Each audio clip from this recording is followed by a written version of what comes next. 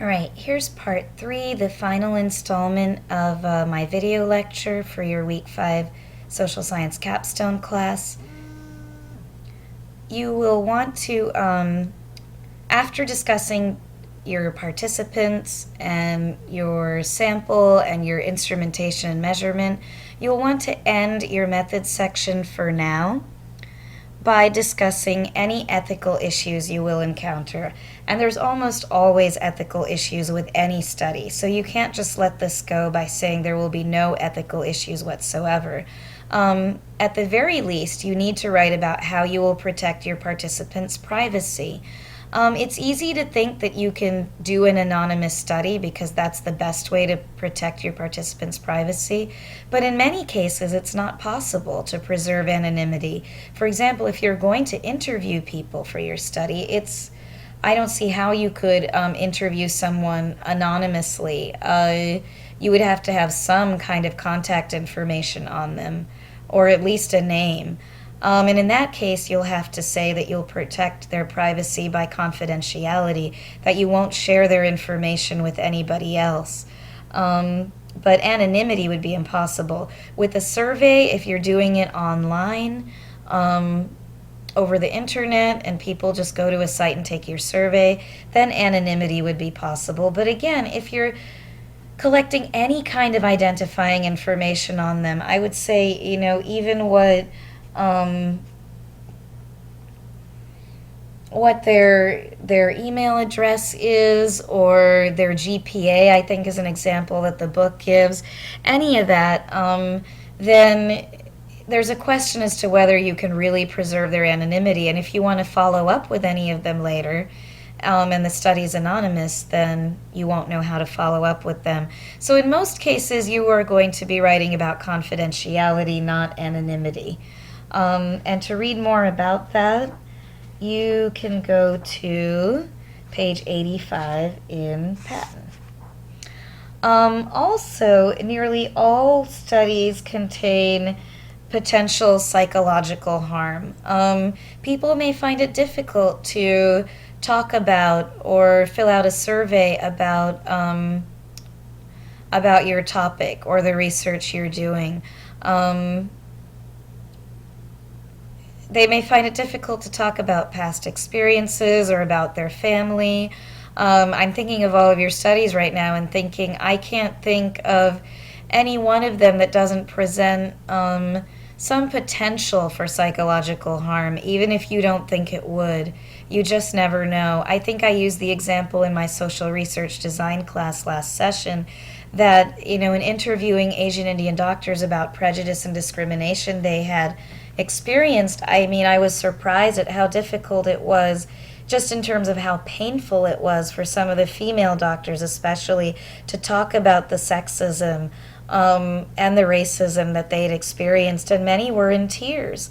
So you need to take that into account, and in a lot of cases, just like I did for my informed consent forms, you'll have to say what kinds of counseling services or contact information you will provide to the people you study, so that if they are suffering from psychological harm because of your study, that they'll have someone to talk to, a hotline, a counselor, something that should be free to them. And that's the best way to protect against psychological harm. Because otherwise, you never know, you may find a lawsuit on your hands if you don't account for this.